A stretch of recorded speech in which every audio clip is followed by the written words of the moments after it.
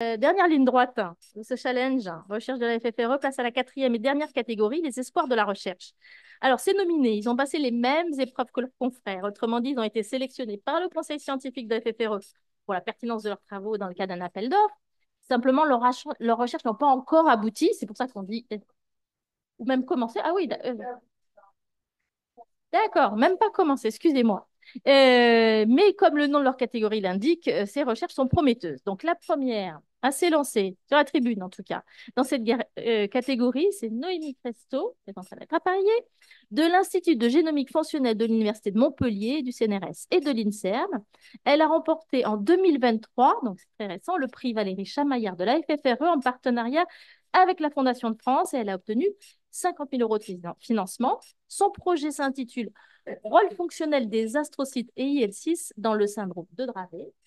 Alors, Noémie Cresto, en quoi ces cellules peu connues, les astrocytes, ont un rôle clé dans le fonctionnement du cerveau? Vous allez nous l'expliquer. C'est tout à fait ça. Je vais vous On y va. expliquer. Je vais vous faire un zoom sur des cellules peu connues du grand public, les astrocytes, mais qui ont pourtant un rôle clé pour le fonctionnement de notre cerveau. Vous pouvez passer à la suivante, la diapo suivante. Mais avant de vous... Ouh, c'est tout petit.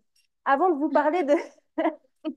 Avant de vous parler de ces cellules, je vais vous expliquer comment marche le transfert d'informations entre deux neurones. Alors, c'est tout petit, mais peut-être que vous voyez quand même un minimum. Alors, le transfert d'informations repose sur un signal électrique qui traverse le long du neurone et qui est ensuite transformé en un signal chimique parce que deux neurones ne se touchent pas, donc il y a besoin d'un signal chimique. Merci.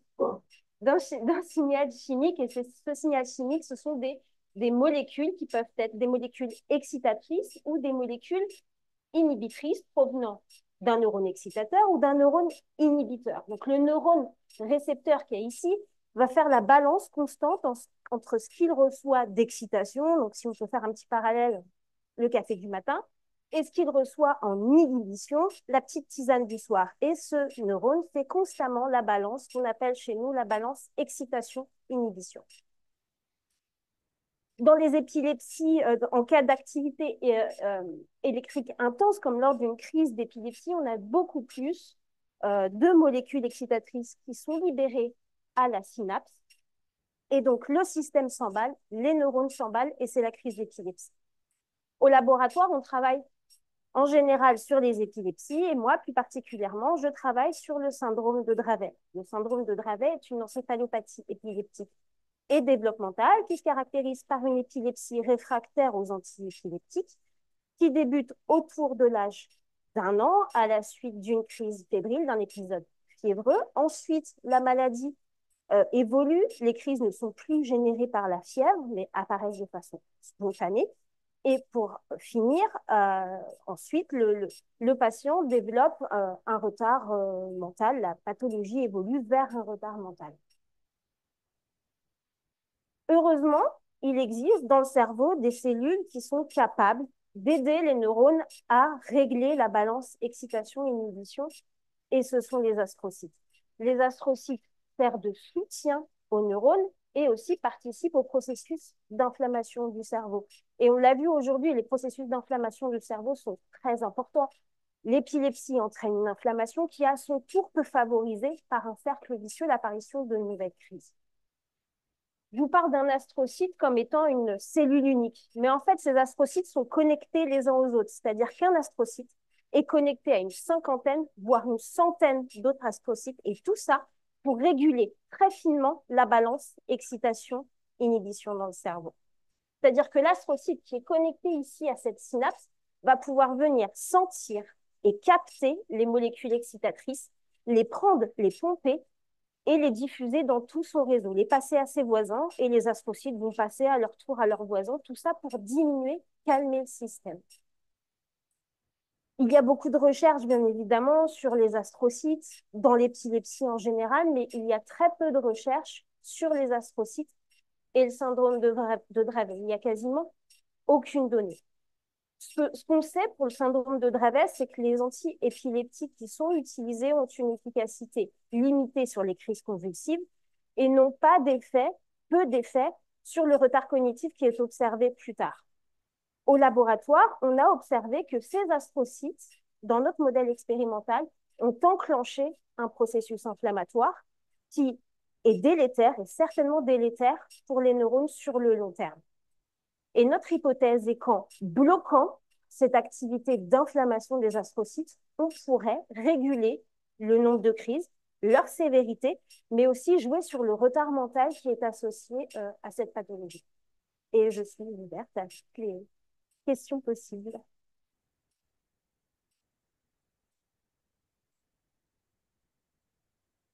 Merci beaucoup.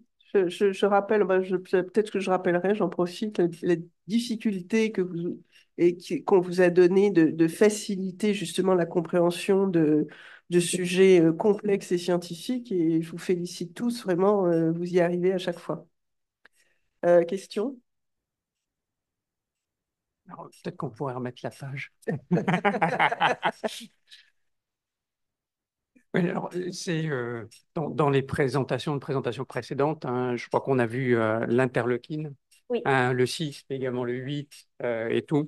Donc, ma question est un peu transversale euh, sur euh, sur cette recherche. Hein. On a parlé du First North auparavant.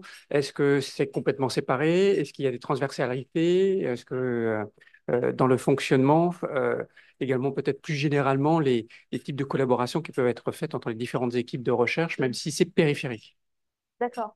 Bah, moi, c'est vrai que la recherche que je mène à l'IGF sur ce projet-là, elle est menée à l'IGF et je n'ai pas de collaboration, except une collaboration avec Nice qui, qui nous donne notre support, donc le modèle expérimental sur lequel on travaille. Mais except cette collaboration, on n'a pas d'autres collaborations. Mais c'est vrai que c'est intéressant de voir les données que le professeur Navarro présentait tout à l'heure sur l'IL6, les interleukines. En fait, j'ai l'impression aujourd'hui que là, l'inflammation est vraiment au cœur des présentations d'aujourd'hui. On a tous mis ce mot sur la table aujourd'hui, donc oui, c'est intéressant. Ce qu'on voit, nous, dans notre modèle qu'on étudie, c'est qu'on a une augmentation des taux d'IL6. Et on sait que dans le cerveau, le producteur majeur, c'est pas le seul, hein, c'est le producteur majeur, ce sont les astrocytes. Donc c'est pour ça qu'on oriente notre recherche sur ces cellules. Et sur votre dernier point, vous mentionnez l'étude clinique du tocilizumab. Vous pouvez simplement expliquer un tout petit peu plus comment vous Oui, allez faire? bien sûr. En fait, le tocilizumab, c'est un anticorps qui va bloquer le récepteur à l'IL6. Et donc, il a été récemment utilisé pour un cas de FIRE. Et c'est le tocilizumab, c'est cette molécule que nous souhaiterions utiliser pour voir si on peut modifier la pathologie. Dans notre modèle expérimental, moi, je parle vraiment en études précliniques. D'accord. Et donc, vous avez parlé de la maladie de Dravet, c'est ça? Oui. Hein, donc, vous avez euh, ça a été très peu étudié.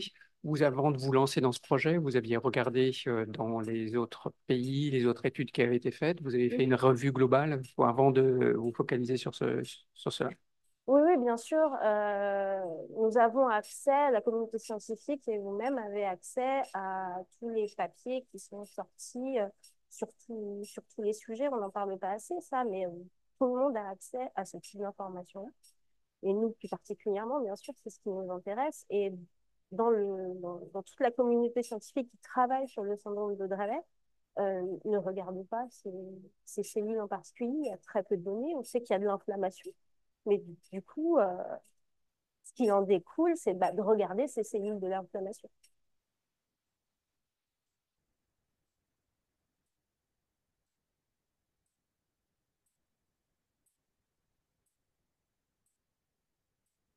Là, vous êtes en études précliniques, c'est ça? Oui, Oui, oui. très Donc, précoce. est-ce que vous pouvez nous donner des indications sur la durée, un peu le cadre dans le temps, ou Comme c'est ambitieux Non, c'est de... ambitieux et comme on l'a vu aujourd'hui, développer et tester un médicament, c'est 10 ans de recherche derrière. Notre projet démarre, bien qu'on se base sur des données déjà existantes. Et voilà, c'est très ambitieux de dire que dans quelques années, Oui, alors sans arriver à l'état du médicament, mais déjà les premiers résultats, hein, parce que là, vous Allez, êtes sur des hypothèses, certes scientifiques, mais ça reste des hypothèses, hein, vous avez commencé. Vos premiers résultats, vous pensez les avoir pour quand? à nos premiers résultats scientifiques, ben, on est en train de les générer. Je pense qu'on table sur un premier papier sur ce sujet fin 2024, début 2025, parce que le projet avance très très vite. On est plusieurs chercheurs sur le projet. Donc ça avance très très vite et nos premiers résultats sont très encourageants les, sur en fait tout ce que ça en découle. Et comme je vous disais dit tout à l'heure, un astrocyte est connecté à plein d'astrocytes. Et nous, ce qu'on voit, et c'est super, c'est que ce réseau, il est dynamique. Et on voit cette dynamique du réseau. Et ça, c'est des résultats qui sont très encourageants parce qu'on pourrait jouer sur cette taille de réseau pour jouer sur la recapture de tout ce qui se passe à la synapse. Très bien. Merci beaucoup. Merci pour votre présentation. Merci au jury et merci à vous, Noémie Christo. On passe maintenant au deuxième nominé dans cette catégorie espoir. Alors, ils sont bien en force, hein, normalement, pour défendre leur chance, puisqu'ils sont deux à nous présenter leur projet. Amélie Catala, du laboratoire du traitement du signal et de l'image et du CHU de Rennes, et Benoît Martin, chercheur à l'INSERM. Alors, ils ont été lauréats de l'appel à projet Comprendre et soigner l'épilepsie de la FFRE en 2023. Ils ont reçu un financement pour cela de 60 000 euros. Prédire la crise d'épilepsie, évidemment, tous les patients, j'allais dire, en rêve. Amélie Catala et Benoît Martin donc planchent sur le sujet. En suivant, vous allez comprendre après la piste des chiens. Je laisse comme ça, voilà, exprès. Le thème de leurs travaux, identification des composés organiques volatiles bioprédicteurs des crises d'épilepsie. Et voilà, il ne reste plus qu'à les appareiller. Et on y sera. Euh, donc, je rappelle Amélie Catala et Benoît Martin. Oui, bonne idée. Parce que alors moi, ça va être possible en ce qui me concerne. Allez, allez-y. Vous pouvez vous installer. Ah oui, le chien, c'est peut-être mieux. C'est parti. Oui, On vous écoute. alors, eh bien, du coup, oui, je vais vous parler de mots que m'ont déjà dit. Je vais vous parler donc de mots que j'ai déjà entendus de personnes qui vivent au quotidien avec l'épilepsie et qui sont, eh ben, moi, mon chien, il est capable de prédire mes crises. Il me dit avant que je vais avoir une crise.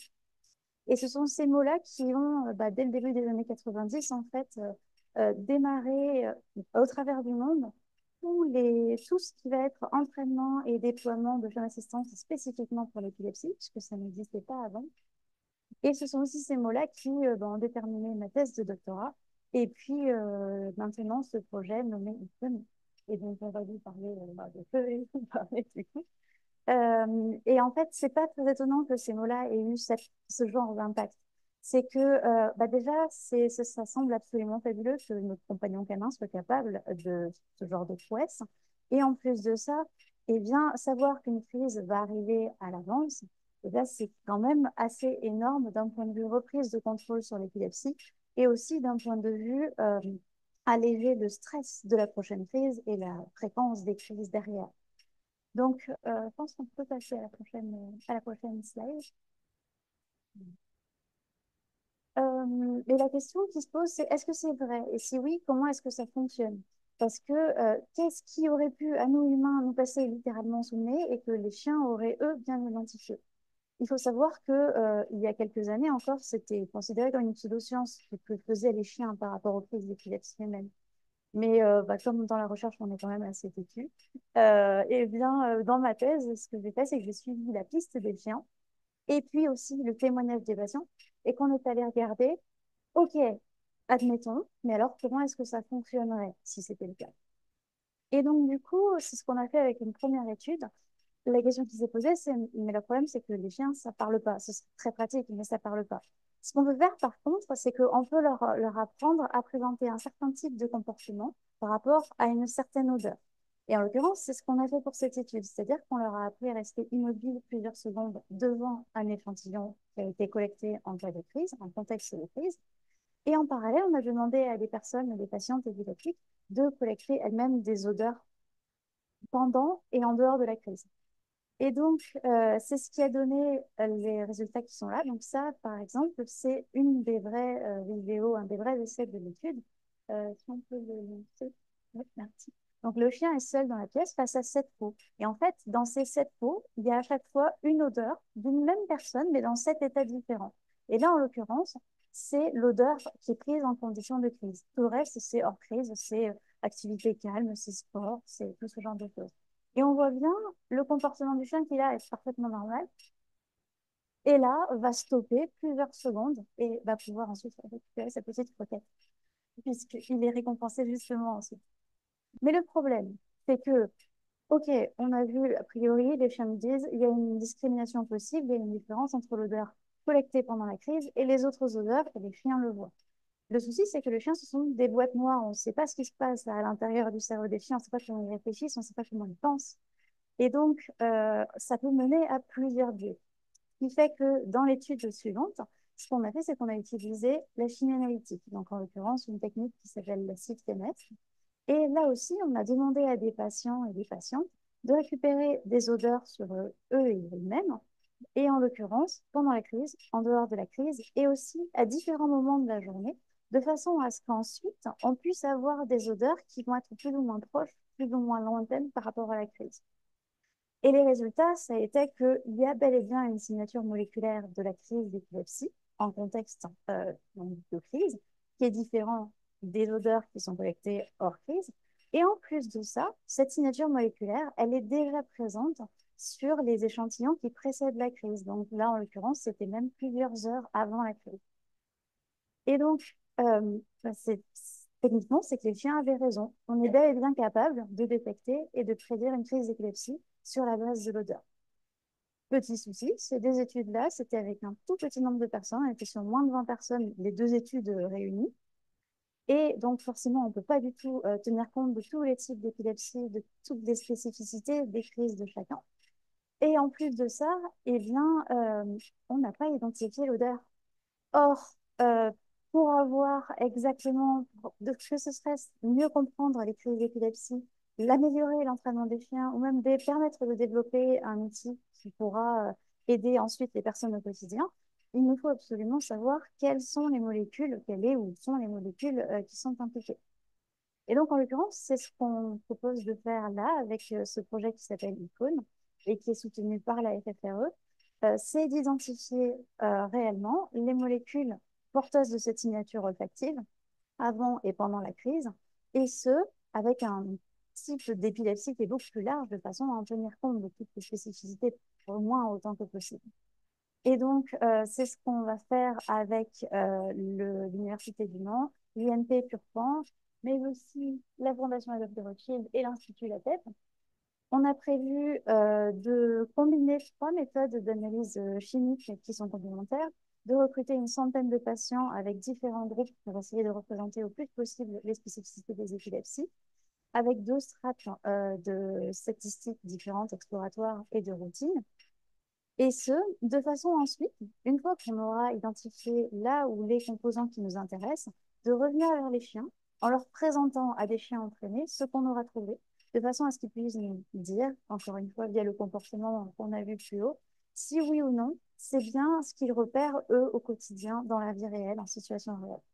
Et donc, bah, forcément, les intérêts de ça, c'est derrière l'amélioration de la qualité de vie des patients avec, en sachant qu'une crise va venir, le fait de se mettre en sécurité avant la crise, de prendre un traitement, et bref, de reprendre du contrôle sur la crise.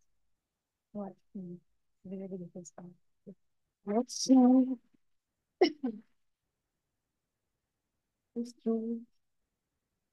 Merci beaucoup pour cette présentation. C'est très concret et on arrive bien à inscrire toute la démarche dans les différentes étapes, que ce soit auprès des patients, les différents acteurs, les chimistes, enfin, les ingénieurs. Euh, Ma question était en termes de temporalité, vous vous donnez combien de temps pour réussir à collecter les données, à extraire des choses et à éduquer les chiens Alors en fait, c'est une étude qui court sur 3 ans. On va avoir 2 ans de collecte d'échantillons par donc, du coup, la Fondation de l'Eurotude et l'Institut La Tête, avec la méthode dont j'ai parlé là, donc de récupérer vraiment les odeurs comme ça. Et ensuite, avec de la statistique, de l'analyse chimique qui serait faite au fil de l'eau, au fur et à mesure qu'on a les échantillons. Et ensuite, une dernière année pour intégrer toutes les données. Et puis pour passer aux chiens avec ce qu'on aura pu trouver avec un peu de chance. Et les chiens, normalement, au niveau entraînement, globalement, en 2 mois, pour des professionnels, c'est un bon délai pour entraîner les chiens comme ça. Ok, 2 mois, ça semble suffisant sur des odeurs. Oui, Ok. c'est un organisme qui est aux États-Unis, elle est franco-américaine, la personne qui gère ça. Et en fait, elle est aussi chercheuse d'ailleurs. Elle faisait déjà ça pour les personnes diabétiques, entraîner les chiens sur la base de l'odeur. Elle est passée à l'épilepsie et donc en général, elle prend des chiens de refuge et elle leur donne, elle les entraîne en éducation positive de cette façon-là. 2 mois après, et là, les chiens peuvent passer ne peuvent pas être forcément remis un bénéficiaire, pas encore, parce qu'il reste encore plein d'autres choses à apprendre pour un faire l'assistance, mais par contre peuvent passer des tests de discrimination de base. Et est-ce que, justement, par rapport aux pays étrangers, est-ce que ce genre d'étude a commencé à être mené un peu? Est-ce qu'il y a déjà des choses qui sont ressorties par rapport aux animaux de compagnie? Alors, sur la base des odeurs ou sur la base des différents animaux de compagnie qui seraient décrits comme alertants, Euh, J'ai plein de questions. je dirais la base des odeurs. Ok, alors sur la base des odeurs, en fait, moi, il y a le travail que j'ai présenté là qui a fait pas mal de bruit. Et en fait, depuis, il y a quelques équipes qui sont en train de s'intéresser à la question, notamment pour le développement du coup, de capteurs chimiques pour essayer de trouver les odeurs et de développer des outils particuliers. Donc, il y en a un aux États-Unis, on est en contact avec certains d'entre eux aux Pays-Bas. Ouais. Et donc, c'est quelque chose qui est en train de croître là maintenant. C'est chouette. Mais c'est pas aussi exhaustif que le nôtre, c'est-à-dire qu'ils ne visent pas d'avoir 100 patients. Et certains ont même une stratégie qui est un peu surprenante, c'est-à-dire qu'ils partent à partir de nez électroniques et ils espèrent que le nez électronique étant construit, en fait, ils vont trouver des différences. Alors que nous, l'objectif, c'est on identifie les odeurs. À partir des odeurs, on va développer un électronique spécifique et donc avec une meilleure sensibilité. Et surtout, et on va voir par rapport à la différente population de patients, si on a des différences d'odeur en fonction des types d'épilepsie en question, ce que eux ne vont pas viser. Et du coup, c'est potentiellement complémentaire. Voilà. Mais on a des équipes qui nous contactent, hein. Il y a 15 jours, une équipe américaine nous a contactés pour rentrer avec eux. Ok. Mais on reste de notre côté. Bon. Waouh, Voilà. faut aussi, ça peut être intéressant de partager. En fait, c'est juste qu'on est tellement au début de cette étude-là que ce qui sera intéressant, c'est à la fin des 2 premières années. Là, on se dira, bon, ben, on a déjà des prémices de quelque chose, on a déjà des idées. On va voir comment est-ce qu'on peut faire. Merci beaucoup.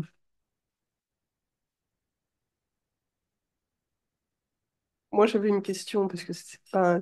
les premiers à utiliser les chiens, c'était sur les cancers. Enfin, vous en avez entendu parler ou pas? Alors, Est-ce- c'est pas forcément les premiers, mais c'est vrai que Enfin, quand on fait en tout cas, oui, tout ce qui était, enfin, ouais, voilà, utilisation cancer. des chiens sur détection des cancers. J'ai pas d'autres en tête d'ailleurs d'autres idées de pathologies. Ça a été utilisé Alors, sur d'autres pathologies ou pas? Parce que moi, je connais surtout les cancers.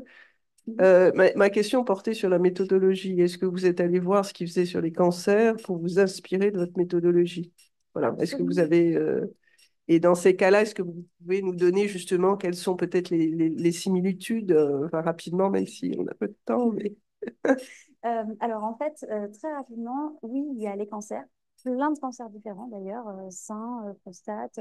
Il y a aussi tout ce qui est Covid, virus, de plus en plus, qui est en train de se développer, notamment par l'urine. Si c'est pas forcément, tout le monde ne fait pas forcément avec les odeurs corporelles, justement, ça fait partie des méthodologies différentes. Il y a les odeurs corporelles, il y a l'haleine aussi qui est beaucoup représentée parce que c'est facile à prendre, il suffit de souffler. Il y a l'urine aussi, et puis même il y a le sang en l'occurrence. Et il y a encore d'autres pathologies qui sont le diabète. Il y a des potentialités pour la migraine, mais c'est encore celle-là, c'est la moins développée pour l'instant. mais c'est assez prometteur. En fait, c'est au même stade que l'épilepsie quand j'ai commencé. Donc, une espèce de pseudo-science des moi, mon chien, a priori, ferait et qu'il faudrait aller voir. Diabète, cancer, virus, grippe, hein, donc, Covid. Il y a même des possibilités de faire des différences, de ce qui est discrimination entre les différents virus et les différentes cibles de virus. Donc, c'est assez drôle. Et pas forcément que chez les humains, chez les vaches.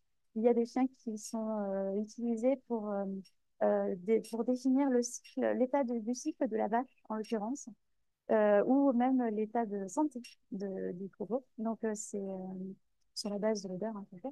Et au niveau des techniques, en fait, là, ce que vous avez vu là, c'est des techniques qui sont assez typiques. C'est des choix forcés. Donc, le chien est mis face à 7 pots, il est 7 échantillons et il est censé en choisir un ou alors faire un comportement disant qu'il n'y a pas dans le choix qu'il a.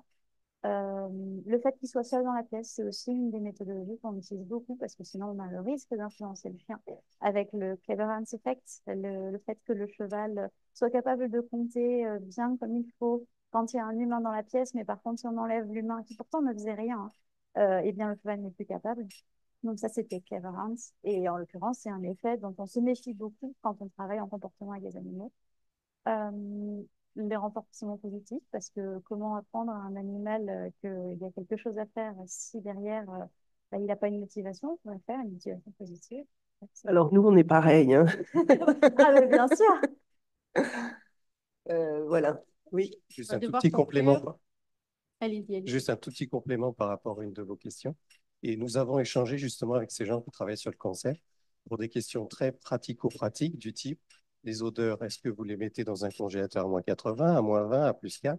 Est-ce que vous mettez ça dans du plastique, dans du verre, dans un papier d'aluminium? Voilà, donc on échange avec eux. Le cancer du sein, en l'occurrence, à la petite. Merci beaucoup.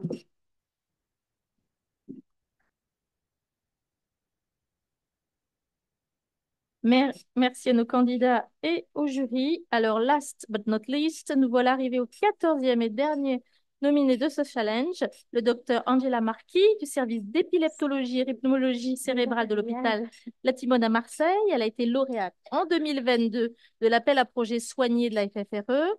Les 60 000 euros de financement avaient pour but donc de financer la réalisation d'une étude randomisée contrôlée du neurofeedback versus placebo basée sur la désynchronisation EEG dans les épilepsies pharmacorésistantes. Alors, cette nouvelle méthode aurait le potentiel de diminuer la fréquence des crises.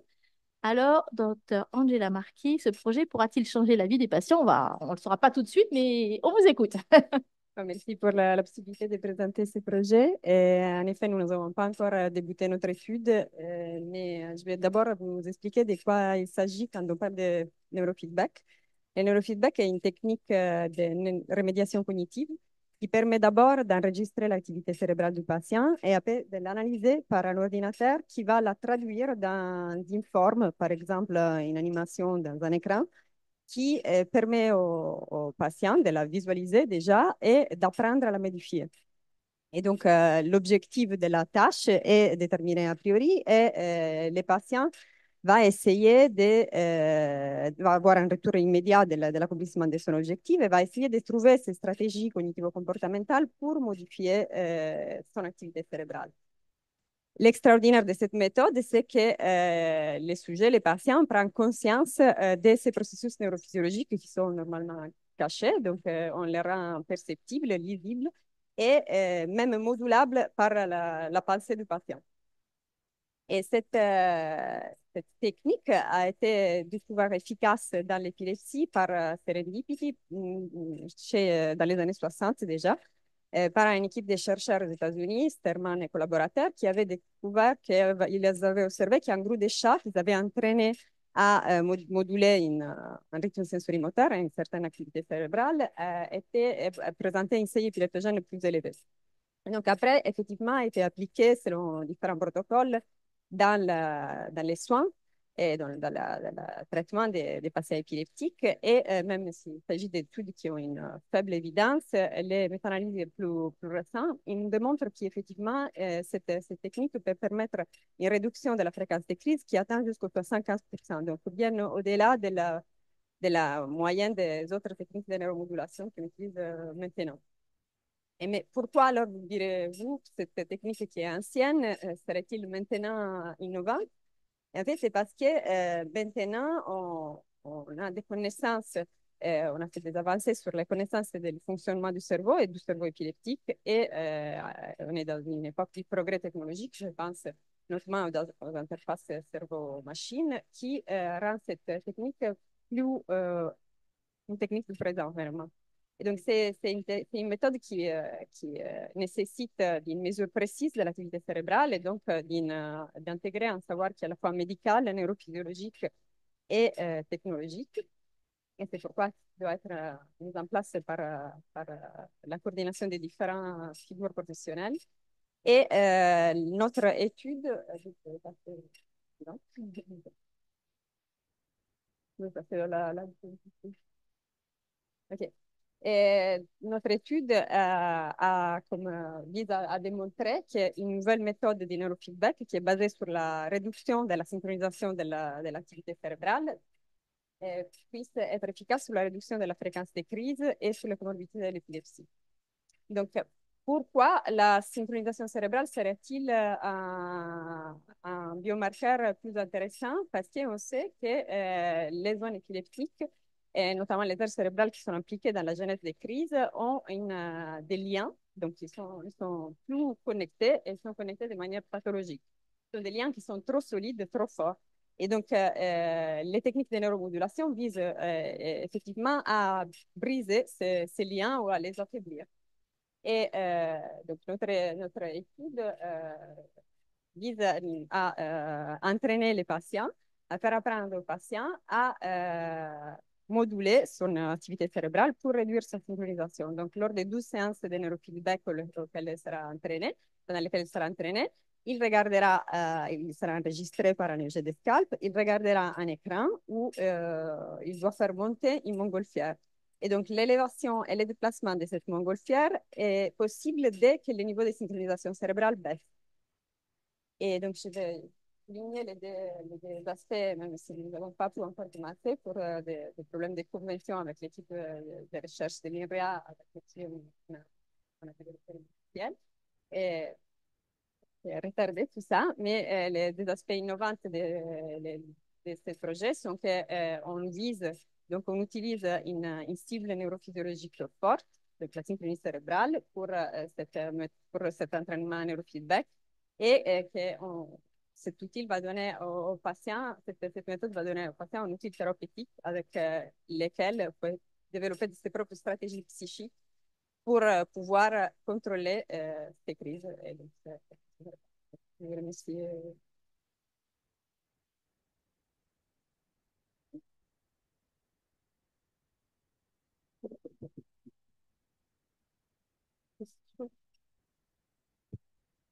Oui, alors, simplement quelques questions sur l'environnement de l'entraînement et sur le matériel. Ce sera comme un EEG, il sera devant un écran et en fait, il y aura cette représentation de montgolfière, mais ça sera quand même assez lourd, c'est-à-dire qu'il y aura des électrodes qui seront posées sur le...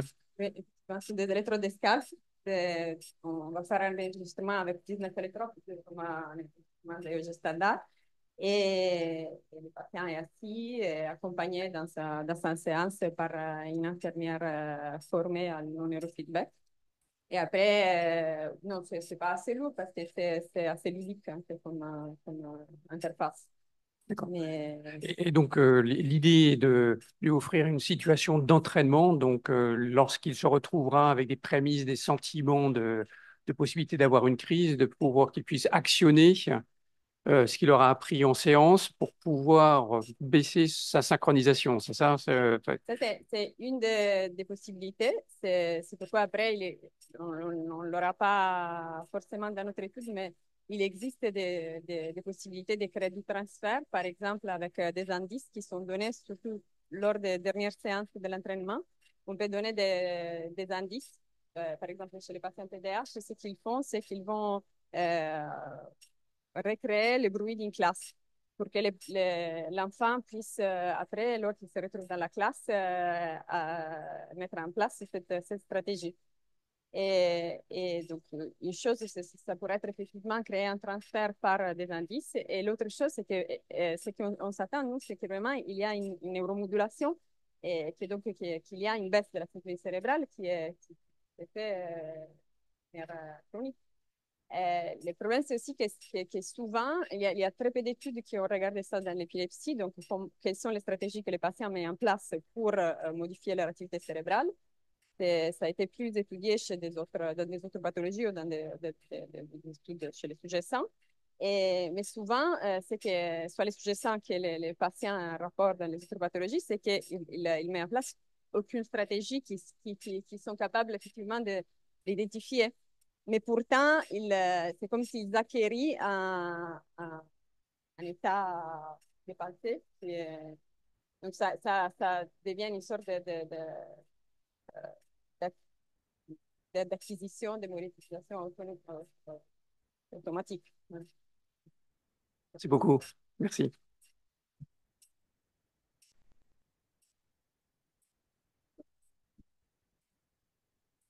Moi, comme vous êtes effectivement espoir, donc je voulais juste là aussi vous poser la question, vous êtes au stade de l'étude préclinique, vous allez publier, non? Et non, on n'a pas encore commencé les enquêtes. Pas du tout, d'accord, pas du tout. ok. Parce qu'on a des problèmes de développement du logiciel. On l'avait développé, le logiciel, mais il n'y a pas eu d'accord entre les juristes de la DHM et les juristes de l'EBA, la propriété intellectuelle du logiciel. Et donc,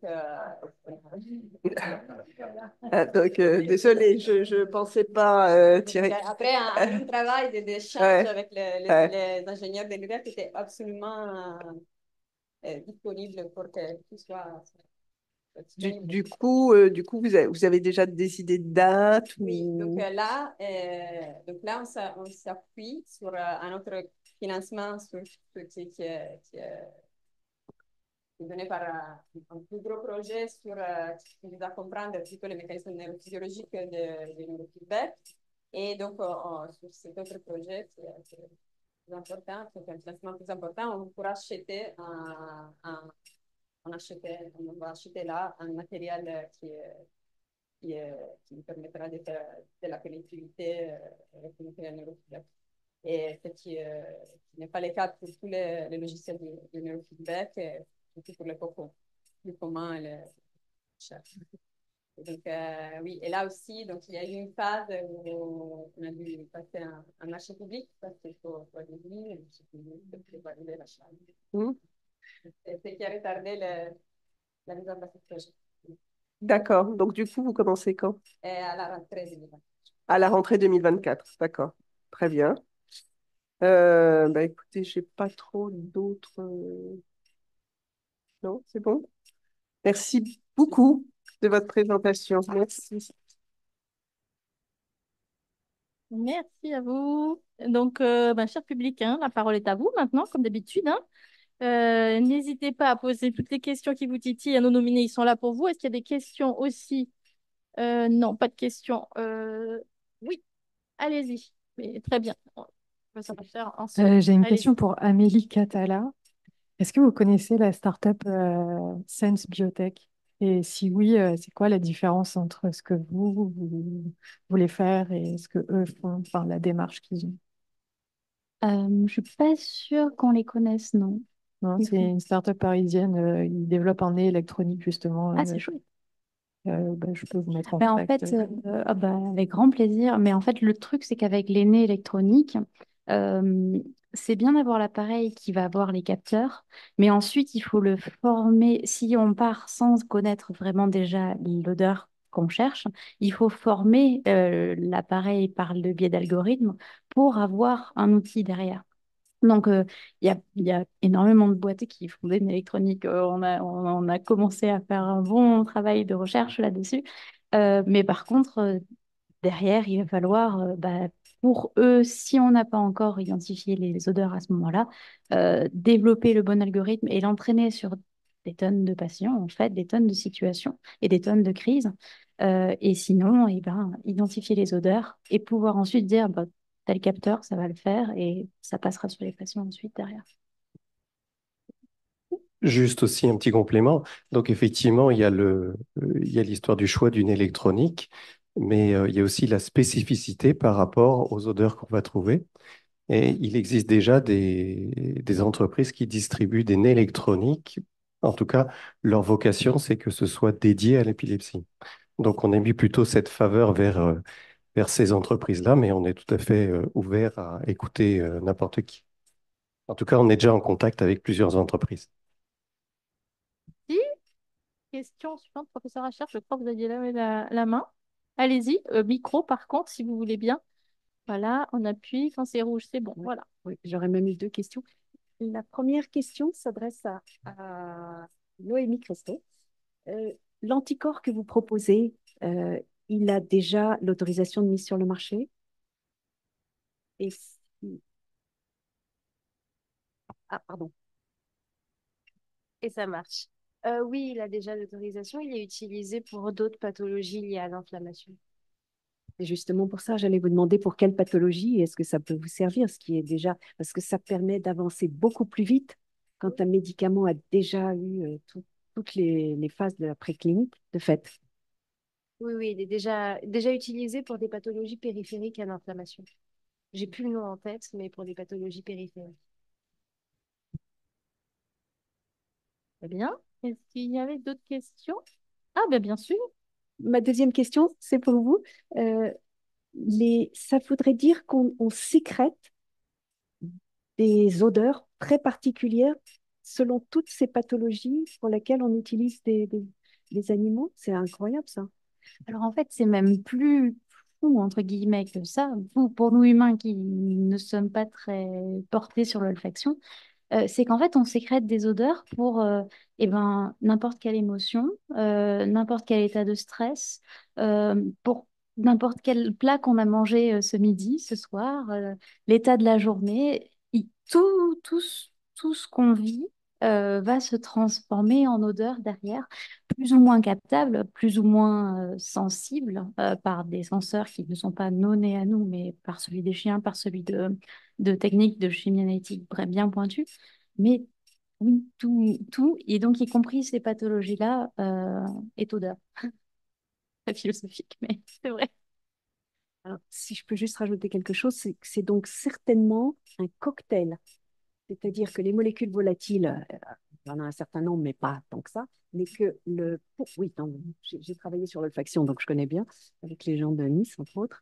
Mais du coup, le, le cocktail en question va être caractéristique d'une- d'un d'un moment, Absolument. En fait, on s'attend soit à avoir un cocktail de molécules différentes qui vont être vraiment le signe de l'épilepsie, donc caractéristique de l'épilepsie, soit à avoir une ou des molécules très précises et qu'on ne retrouve jamais ailleurs que dans l'épilepsie, soit même des molécules qu'on sécrète constamment, mais qui vont changer en fréquence, en concentration, plus ou moins pour une crise. Donc, on a tout est ouvert pour l'instant. On va voir ce que ça donne. Est-ce qu'il y a de nouvelles questions, même le jury qui a dû se brimer dans les 5 minutes, si vous voulez. Oui, bien sûr, allez-y. J'avais également une petite question sur l'aspect détection des crises. J'avais entendu que les chiens, les patients porteurs de VNS, les chiens étaient moins sensibles à cette détection. Donc, est-ce que vous aviez une hypothèse? Et je faisais potentiellement le lien avec le projet d'Angela sur dans le neurofeedback. Donc, en fait, il y a deux questions en une. La place du système nerveux autonome, la régulation du système nerveux autonome, c'est-à-dire tout ce qui se passe à l'intérieur sur la régulation corticale. Alors moi, je ne l'ai pas entendu, ça, mais parce que je ne suis pas aussi au contact des patients que vous, en l'occurrence. Et en soi, c'est possible, parce que effectivement, si on imagine que l'odeur pourrait être influencée par le système nerveux autonome, ce qui a quand même de bonnes chances d'être le cas, bah, si on touche au système nerveux autonome, on va toucher à l'odeur derrière, et donc on va impacter la capacité du chien à alerter les crises ou à détecter les crises. Donc en soi, c'est totalement possible. Mais faut ça aussi le prouver. Oui, c'est pour ça qu'il faut faire le neurofeedback. En effet, un des autres protocoles de neurofeedback qu'ils utilisaient, le slow cortical potential, a été démontré par une équipe japonaise qui a beaucoup travaillé sur le biofeedback. qui est un fait, effectivement, là, quand on entraîne les patients avec un protocole de biofeedback, donc qu'on module la réponse galvanique cutanée, cutanée galvanique, je sais pas. Bref. Et donc, effectivement, on règle notre système nerveux autonome, on génère une inhibition au niveau cortical par une utilisation des slow cortical potential. Donc, effectivement, les liens dans l'autre sens n'ont pas été étudiés à ma connaissance, mais c'est sûr que dans une direction, il existe. Merci. Je crois que nous avons une question à distance. Donc, la personne est là ou on lit le... On l'affiche. Très bien. Alors là, oui, alors... D'accord, madame.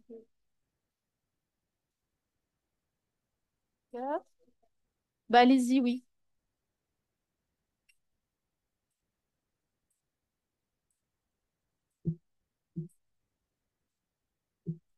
Pas compris.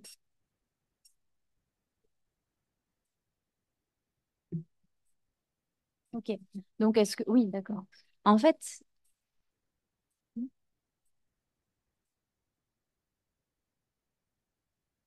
Alors, comme je ne connais rien à ce domaine, est-ce que l'idée de se passer de l'intervention d'un chien en développement est un nez électronique? ok. Donc, non, l'idée n'est pas de reléguer tout ce qui est chien d'assistance à la poubelle, parce que si c'est comme ça que j'ai compris la question en l'occurrence. C'est pas du tout le cas, c'est pas l'idée de remplacer les chiens, c'est de donner encore une autre possibilité, ne serait-ce que par exemple pour les personnes qui ne peuvent pas avoir de chien, quelle que soit la raison, les allergies, le fait d'avoir un chien avec soi H24 partout, qui est censé alerter leur crise, donc qui est censé toujours constamment faire attention à son environnement et à la personne avec qui il ou elle est. Donc, c'est pas du tout le cas. Le principe, ça va être au contraire d'améliorer l'entraînement des chiens d'assistance parce que pour l'instant, en fait, il y a encore des centres qui n'entraînent pas du tout sur l'olfaction et c'est tout à fait possible que ce soit tout aussi viable en l'occurrence parce que nous, on a montré que l'odeur fonctionnait, mais pas forcément que le visuel ne fonctionnerait pas pour autant. Donc, ça va vraiment être le côté, au fait, on vous amène une odeur, on a montré que ça fonctionnait, et ça va être ces molécules-là sur lesquelles vous allez pouvoir vraiment apprendre au chien. C'est ça qu'il faut que tu cherches dans la vraie vie. Et ensuite, ça va être aussi donc de développer des outils pour toutes les personnes qui ne pourront pas avoir de chien ou qui ne voudront pas avoir de chien. Et de toute façon, on ne pourra pas fournir des chiens à toutes les personnes épileptiques de France et de Navarre et du monde entier. Donc, l'aîné électronique, pour ça aussi, ça peut être intéressant. Mais l'idée aussi, c'est effectivement, oui, pour tout ce qui concerne l'anticipation des crises, même à longue durée, l'emploi d'un électronique. Donc, le développement d'un électronique est indispensable quand même. Merci à toutes et tous. Eh bien, pour la dernière fois, je vous invite à voter. Donc, je ne vais pas vous faire l'affront de vous expliquer comment on vote. Je pense que quand même, là, c'est bon. Je vous rappelle donc que nous avions trois candidats. Donc, Noémie Cresto sur le rôle des astrocytes dans le cerveau. Amélie Catala et Benoît Martin donc, sur la prédiction des crises avec les chiens, n'est-ce pas? Et puis Angela Marquis sur le neurofeedback. Voilà, nos trois derniers candidats dans la catégorie espoir. Donc, il n'y a plus qu'à. Et on va bientôt savoir les lauréats de tout ça, même s'ils sont déjà lauréats. Les super lauréats, je dirais. Donc, voilà. Euh, Est-ce que... Allez, tout le monde vote. Ici et à distance, évidemment. Donc, on a tenu les délais. Franchement, je suis moi aussi, Emmanuel Pierre a dit, mais moi aussi, je suis bluffée des candidats qui ont tenu les délais de manière absolument formidable. Donc, ça y est. Et donc, on va attendre, il va y avoir quelques petites minutes, mais je pense pas très longues, pour avoir ben, les résultats finaux de ce challenge. Peut-être un petit mot des membres du jury, notre présidente. En attendant le verdict des urnes, je dirais, qu'est-ce que vous retenez de cette expérience, Emmanuel Pierga? Qu'est-ce qui vous a le plus frappé? Alors, moi d'abord, qui n'y connais rien, hein, très honnêtement, j'ai appris beaucoup de choses. Je réitère à la fois mes félicitations et mon admiration sur l'effort de vulgarisation de de scientifiques qui font ça toute la journée et qui travaillent avec leur père. Et là, ils ont fait l'effort vraiment de parler à des patients, à des familles, de leur expliquer en quoi la recherche allait les aider, même sur des choses assez compliquées, hein. Donc, merci vraiment beaucoup. Voilà, et moi j'en étais un exemple, hein. Je n'ai aucune formation scientifique, donc, et j'ai tout compris. Donc, voilà, j'étais un bon test. Voilà, et je trouve que c'est la première édition aussi, et je voudrais féliciter Emmanuel Rouberti, dont c'était l'idée, parce que ça permet à la fois une dynamique, l'obligation de cet exercice de vulgarisation en 5 minutes, ce qui rajoute à la difficulté, et vous en êtes tous super bien tirés. Très honnêtement, j'ai été bluffée, hein. Moi, je n'aurais pas été capable de faire ça, je ne suis pas sûre. Voilà, donc toute mon admiration et à la fois, je pense, alors je m'engage, hein, mais après tout, vous m'avez laissé la parole, donc j'y vais. Je pense qu'il faut continuer ce type de format qui permet justement cette dynamique de vulgarisation, de dialogue. Les questions étaient assez nombreuses entre les scientifiques, les médecins, les chercheurs et les patients. Et c'est pour ça que la FFRE est là aussi, hein, c'est pour établir ce lien. Et là, il a vraiment été matérialisé. Donc, bravo à tous, bravo à la FFRE et bravo à tous ceux qui sont passés sur la scène. Voilà.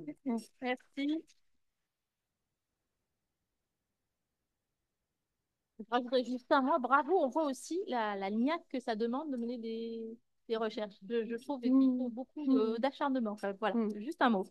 Donc, Emmanuel Roberti est là. Donc, ça veut dire que le suspense est terminé, qu'on va avoir les résultats. J'appelle sur la tribune également Sylviane Guyette, la présidente du conseil scientifique, et Dominique Felten, le président du conseil d'administration.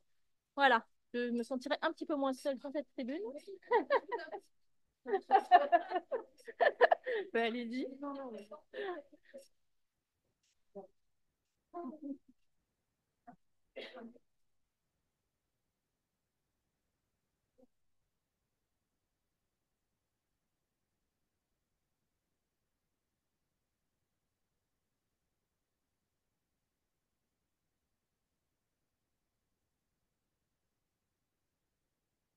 Alan. Alan est là.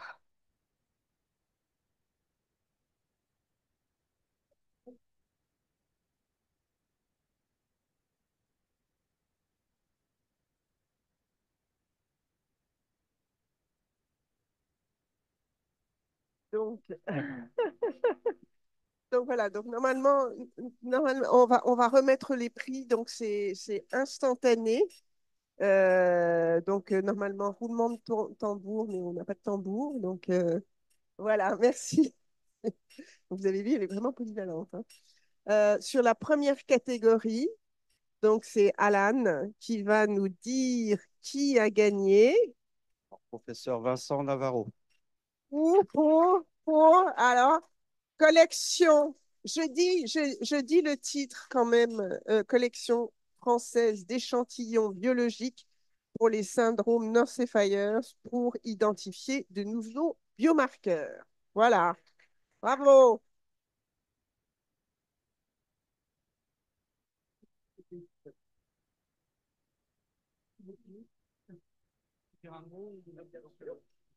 À nouveau, tous mes remerciements à la FFRE et à l'association partenaire, puisque c'était un financement conjoint. Merci beaucoup d'avoir eu cette initiative et de m'avoir permis de parler sur un sujet qui m'intéresse. Bravo à vous. Bravo. Est-ce qu'on... Si la photo est faite. Alors, la deuxième catégorie, là, c'est Com.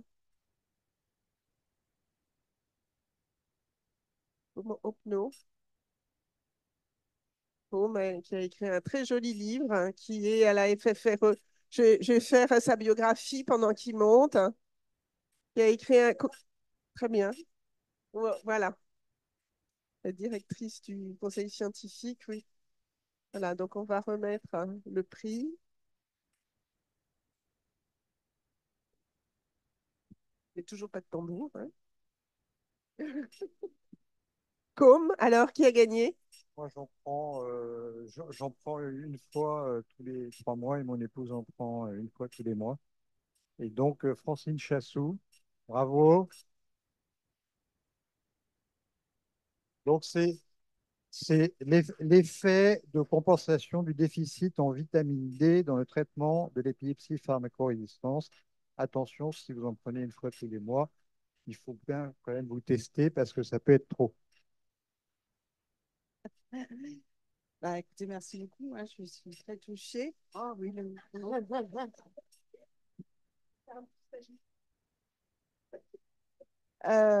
oui, merci beaucoup. Vraiment, je suis très touchée de tout ce que j'ai pu faire grâce à la FFRE. Savoir qu'en plus, j'ai le prix, bah, ça me touche encore plus. Et je pense que ça me permettra d'aller encore plus loin donc pour aider à développer cette idée qu'il faut s'occuper de la vitamine D dans l'épilepsie. Merci à vous.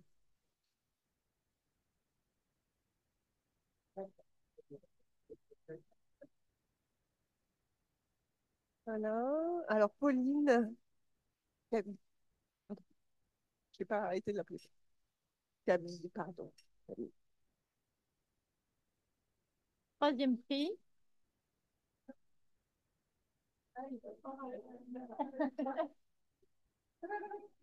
Voilà. Tambour, tambour, on ouvre l'enveloppe.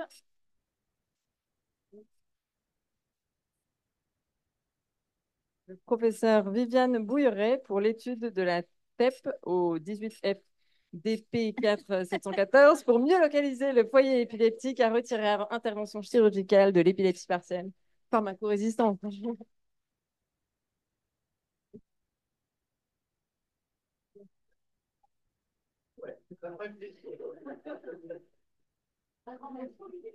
On travaille ensemble depuis. Oui. Voilà.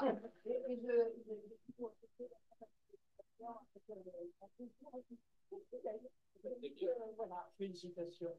Merci.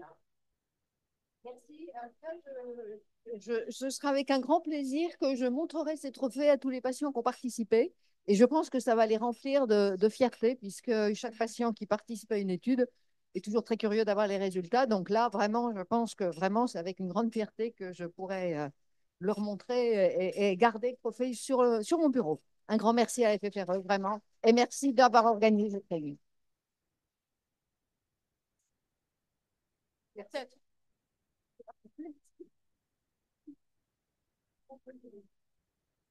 Et la dernière catégorie, donc Christophe Morvan vient la remettre à la catégorie des espoirs.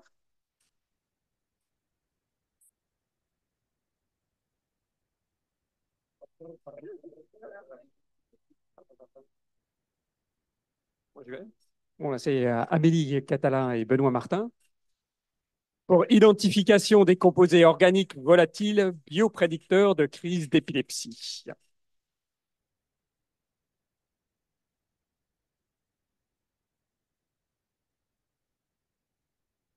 Merci beaucoup. En essayant de parler dans le micro. En tout cas, on remercie la FFRE pour leur soutien. Et je voudrais aussi rappeler que la FFRE est présente depuis de longue date. Et ça fait extrêmement plaisir de voir, on va dire, cette permanence de l'investissement de la FFRE pour la recherche et aussi la vie des patients. Merci. Parfait. Vous allez le tailler en deux. Non.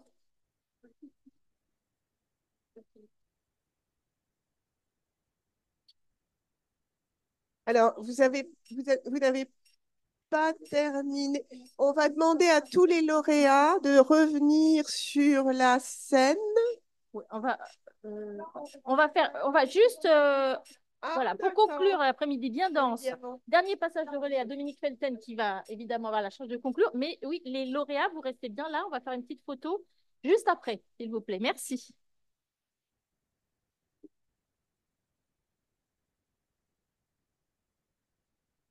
Et en plus, on va finir exactement dans les temps. C'est super. Ça va être très très bref la conclusion. J'ai été bluffé par la journée. Je pense que je ne suis pas le seul.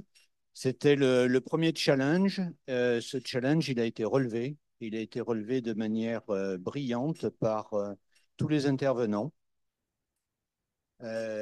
Emmanuelle Pierga nous l'a dit, elle a été bluffée par la concision, par la clarté des présentations, par l'efficacité. Pareil pour moi. J'ai un point de plus quand même, ça fait plus de 20 ans que je suis à la FFRE. Je me suis parfois posé des questions. Aujourd'hui, j'ai été particulièrement rassuré. J'ai été rassuré sur la destination des dons des particuliers, des familles de patients qui donnent de l'argent pour la recherche sur l'épilepsie. On ne sait pas toujours trop où l'argent va, comment c'est géré, ce que ça fait, etc. Oh là là, quel bel après-midi. C'était franchement rassurant parce que vous nous avez montré de beaux projets. Vous nous avez montré que le but final, c'est vraiment d'aider les patients, d'aider leurs familles. Et c'est vraiment ça que l'on attend. Et c'est ça la mission de la Fondation. Donc, un grand merci à tous les candidats. C'était vraiment très, très bien.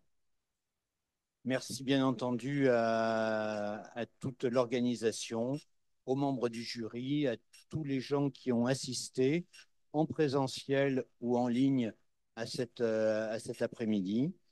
Un grand merci à tous et, chose très importante, les présentations seront diffusées sur le site de la Fondation et sur nos réseaux de manière peut-être globale, mais en tout cas de manière séquentielle, courte. Ça pourra être vu, revu, y compris par les patients qui ont participé à certains essais. N'hésitez pas à diffuser. L'objectif, c'est la plus grande diffusion possible. C'est ça qui va faire avancer notre cause. Un grand merci à tous. Et maintenant, surtout, les lauréats, vous ne vous sauvez pas pour la photo. Merci à tout le monde.